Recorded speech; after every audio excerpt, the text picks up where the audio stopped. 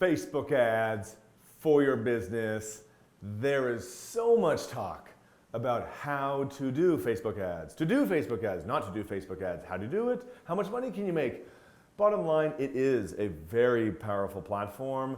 Everyone is talking about it, but a lot of people talk about what to do, and there's so many strategies on how to do Facebook ads to get leads, to get clients, to build your brand, to grow your business. And so on today's episode, we are going to talk about what not to do. I got 4 things that I have done that have not been good, and I want to save you time, save you money, save you stress and grief from screwing it up with these 4 tips, all right?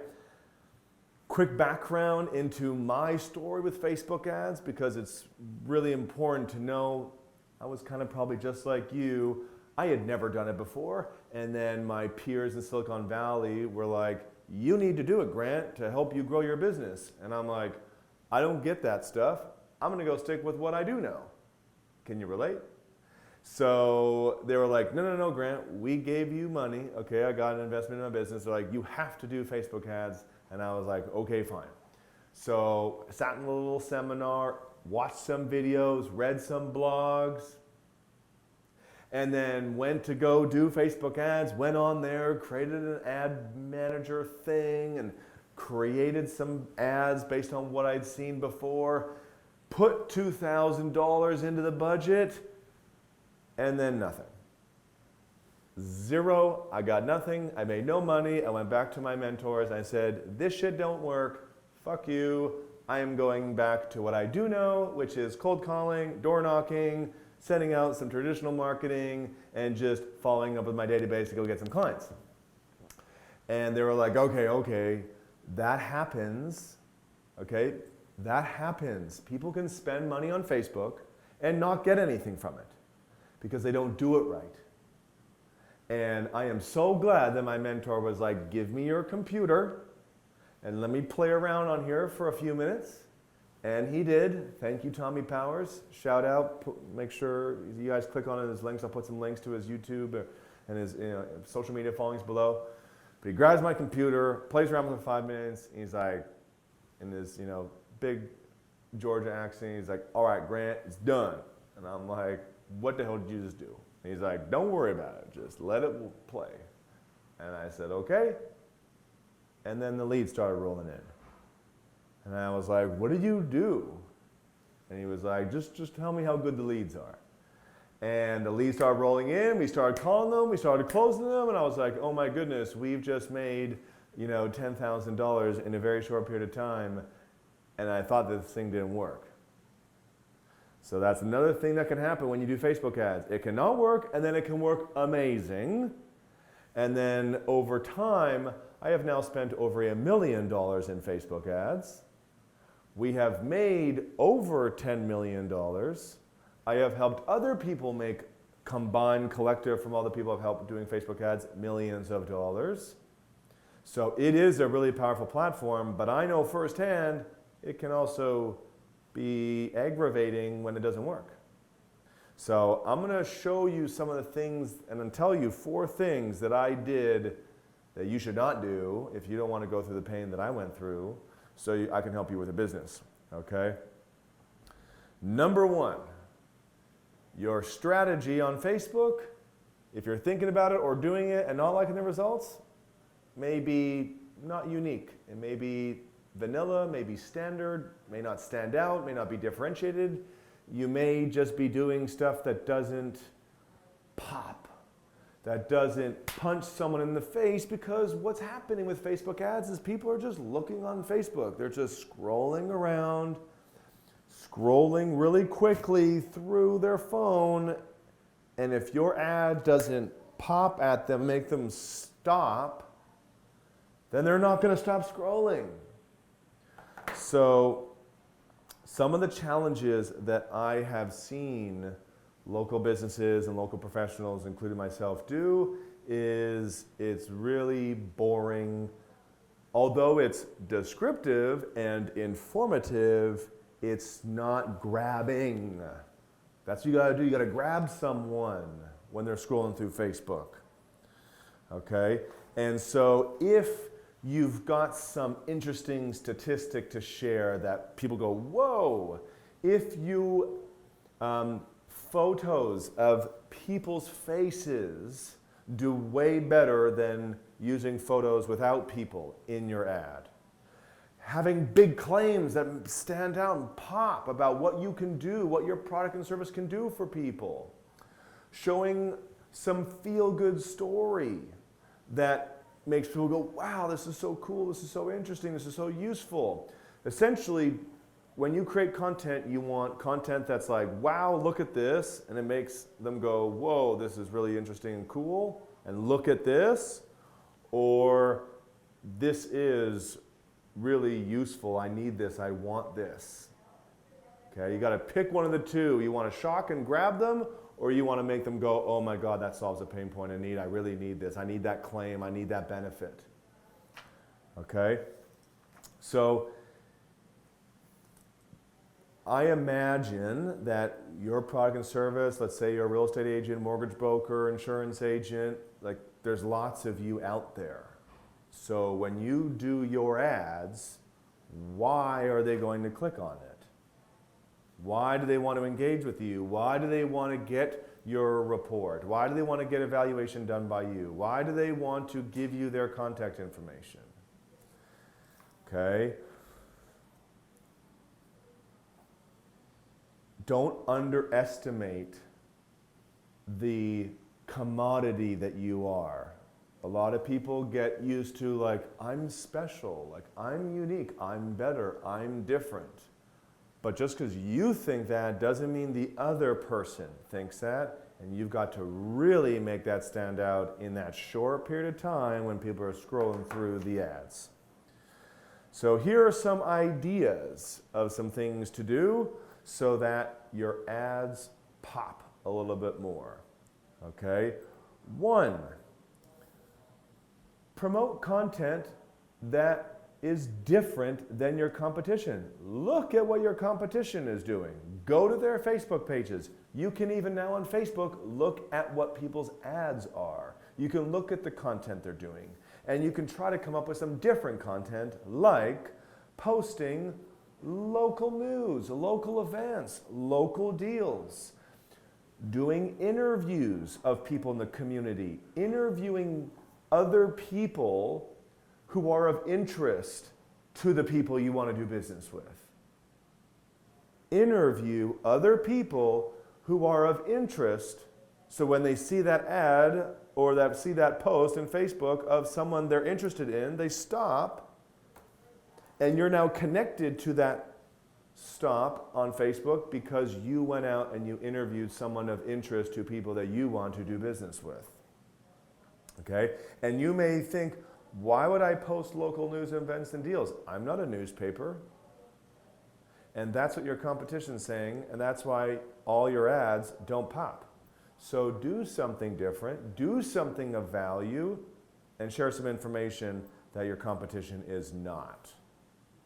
Okay? If you want to stand out, if you want to differentiate, if you want your brand to speak to people, okay, then you want to try to be useful and just figure out on a daily, weekly basis, what are the people that I want to do business with?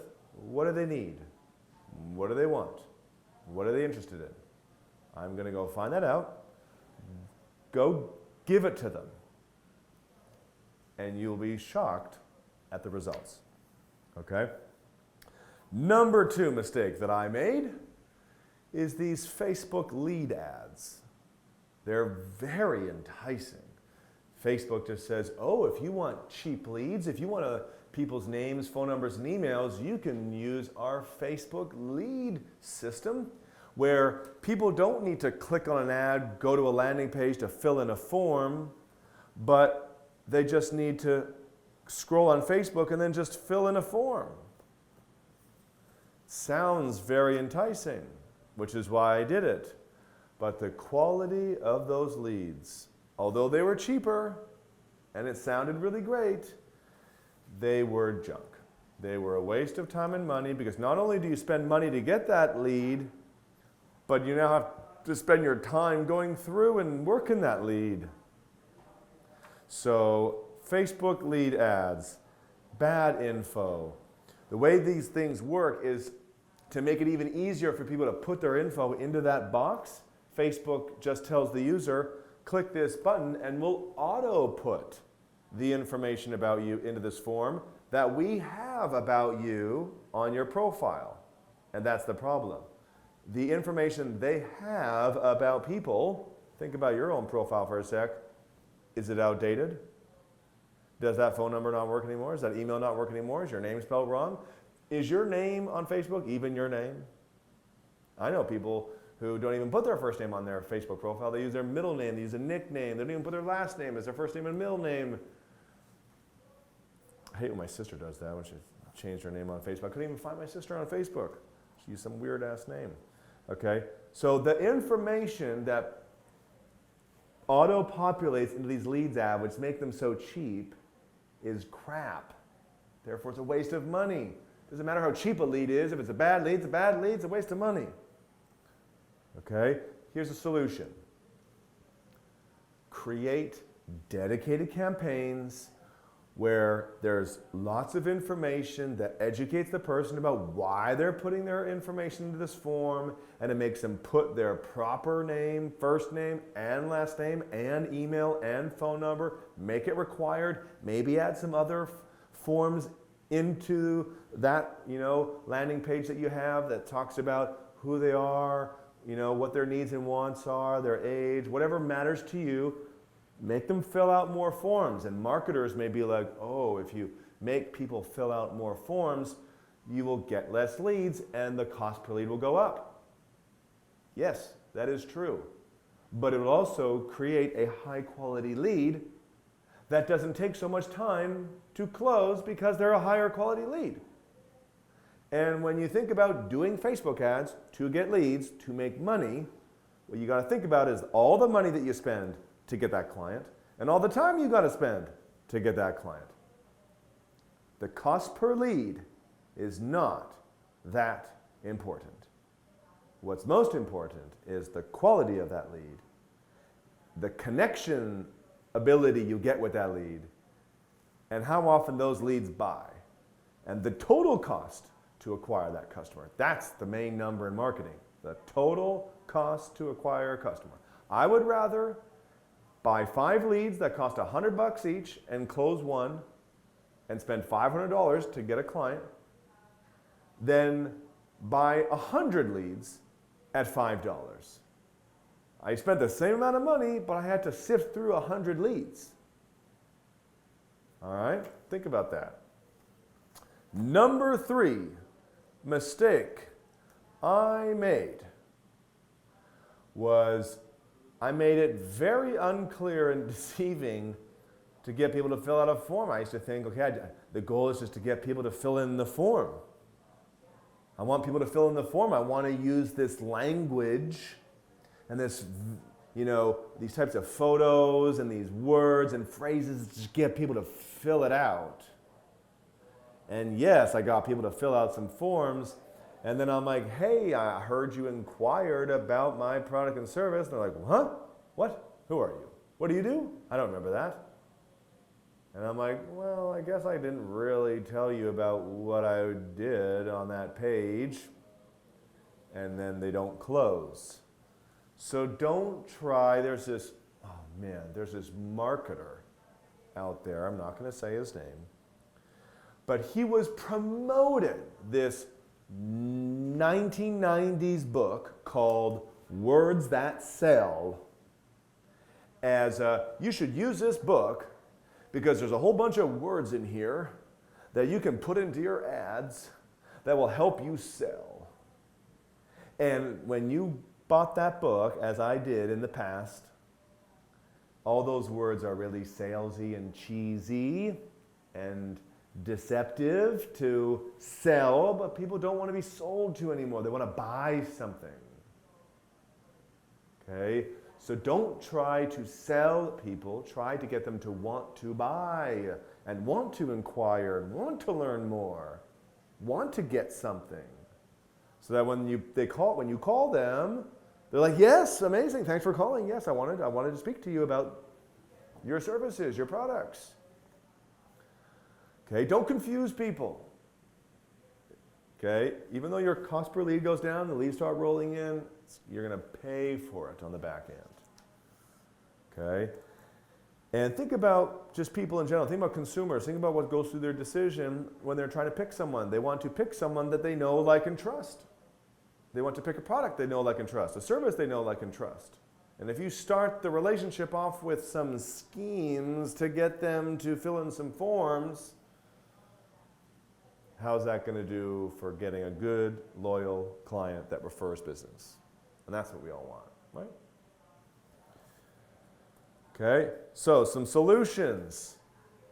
Offer something. Not only will you fill in this form to talk to me about my products and services, but even just for filling it out, I want to give you a checklist. I want to give you a template. I want to give you an ebook. I want to give you something for free as a thank you for filling in the form correctly. Okay?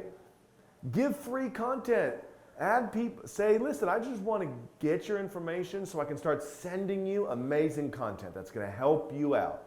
You know, if you're a homeowner, I want to give you some information to help you buy and sell homes and invest in homes and increase the value of your homes. If you are a real estate agent, I want to help you build your business. If you are selling a product to help you with their health, I just want to give you information that whether we work together or not, I want to improve your health. All right? Think about the content that your customer wants to get and consume to improve their life and give it to them. And don't be afraid that they will never buy from you because you gave all your secrets away. Okay? Giving away all your secrets is going to make people want to work with you because they know they're, one, going to forget a lot of the content that they consumed from you, but then have just this feeling of like, oh, this guy, this gal, they're just so smart, they're just so great.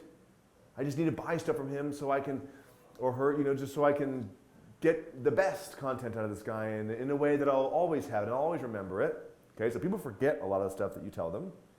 And number two, they also know that they've had to go through this jungle to get all your content because you put it out in blog and video and podcast and all over the place on social media and your website. And people buy stuff from you, they buy your product, they buy your service, they just get to call you and talk to you and engage with you in a well-packaged way to get everything they want quickly and efficiently. That's why people buy things, convenience. Okay? Number 4, the final one. Once you figure out how to do Facebook ads, because you should be able to figure it out. Once you figure out how to do it and you start getting leads that convert, and the cost to acquire a customer is less than the amount of money you make, spend your money.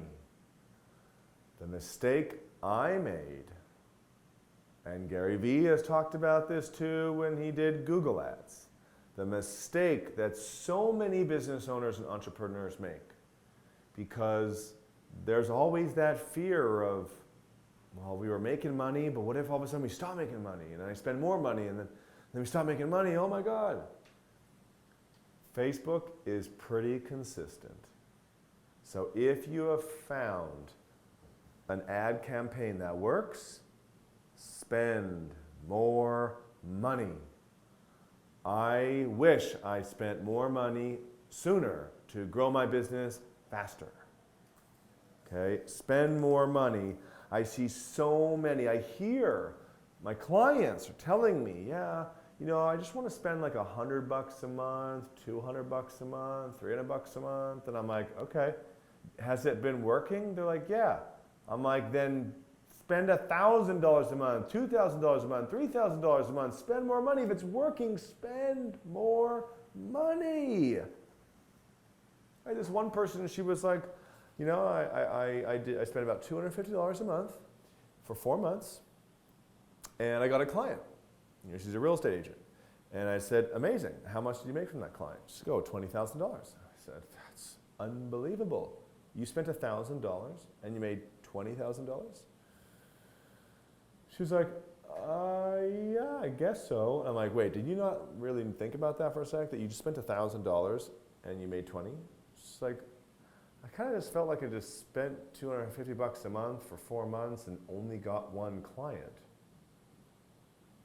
And that client I didn't end up making money off of for like another 3 months. And I said, okay. And she stopped. I'm like, did you stop spending money on Facebook ads? She's like, yeah, I stopped spending money. And now she's coming to me saying, my income is down. I need help. I'm like, well, you spent $1,000 to make $20,000. Sure, it took 4 months because you spent $250 a month. If you had spent $1,000 in 1 month, you would have got it in 1 month. And yes, that client is closing in 3-6 months later, but it's closing. And if you just keep spending $1,000, you got another client. And maybe that client would have closed in 30 days. And then you could spend another $1,000 and that client would have closed in 60 days. And then you could have spent $2,000 in 1 month and get 2 clients. And then you could spend $4,000 in a month and get 4 clients. Like this Facebook ad platform, the reason why everyone's talking about it, it scales so well that once you find a system that works, spend more money. Okay? The person who thinks they can spend $50 a month or $100 a month and all of a sudden have their business change is a fool living in a fool's paradise. If you could spend $50 to make $20,000, if any company in any industry could go anywhere in the world and spend $1 and make 100, everyone would be doing it. And then that thing that was like, whoa, we are providing such great value to this type of customer, they're going to jack their rates up. It's just the economy, it's just the world. You're never going to get these crazy spend one, get 10, 20, 30. You're going to spend one and get 5. You're going to spend one and get 4. Spend one and get 6. Even if you spend one and get 2 back, spend one and get 3 back, I would do that all day, every day, all day, every day. Spend one and get 2, spend one and get 2, over and over and over and over again until I literally could not handle the business. And that's what you should do too. Don't hold back if you find something that works. Okay? Here are some other facts. The average close ratio on leads ranges from 1% to 5%. Now that's a big range, but think about closing 1 in 20, that's 5%, 1 in 100, that's 1%. What would your cost to acquire a customer be if that was the case? How much are you spending per lead? Let's say it's $20 and you close 1 in 20, that means you're getting a client for $400. How much do you make? Is that a good ROI? Say you get 100 leads at $20, that's $2,000. Okay, how much do you make? If you make $20,000 and you spend $2,000, great, do that all day, every day. Okay, these are the numbers that we've been seeing for people. Let me do this with dozens of people. Actually, I think more than that now. Also know that when leads come in, they're not just going to buy right away. They might be very interested in your product and service, but not buy for 3, 6, 9, 12 months, sometimes even 2 years. The whole point is you're now building your brand, you're now building your database, you're now able to start offering value to more people so you can start building a relationship so you can start closing more deals. Long term, with your career, with your business, okay? And just like the old school methods, door knocking, cold calling, flyers, work in your database. There was numbers to that. I would knock on 10 doors, 1 would open. I would need 3 people to open the door because 2 people shut the door on me before 1 person talked to me. I need 10 people to talk to me to get 1 sales appointment. I need 2 or 3 sales appointments to get 1 close. Once I find my formula, I just do it over and over and over again. Leads are no different. Find your numbers, find your formula. If it works, do it over and over and over again, okay? Think about your cost to acquire a customer, the total cost. to acquire customer. That's the most important number because that number leads to the ROI. And as long as you're getting a positive ROI because you have a low cost to acquire customer, then do that thing over and over and over again, and then start trying to find other avenues where you can also get a low cost to acquire customer and a high ROI, and do that thing over and over and over again. And then soon you'll be like, I can just keep spending in all these different avenues because I keep getting more money back in return. That's the goal, and it's possible. Okay? One of the questions you should ask yourself when thinking about how much do I start spending on Facebook? How much would you spend to get one deal? What's the most amount of money you would spend to get one deal? Figure out that number. That's your budget. What's the most amount of money that you would spend to get one deal? Start with that. Okay? And then you just got to work backwards. All right? So in summary, there are 4 things not to do on Facebook. Number 1, okay, is don't be vanilla and boring and think you can just put some messaging up and it's going to work. You've got to be unique. You've got to be useful. If it's not working, your creative may not be good enough. Number 2, lead ads don't work.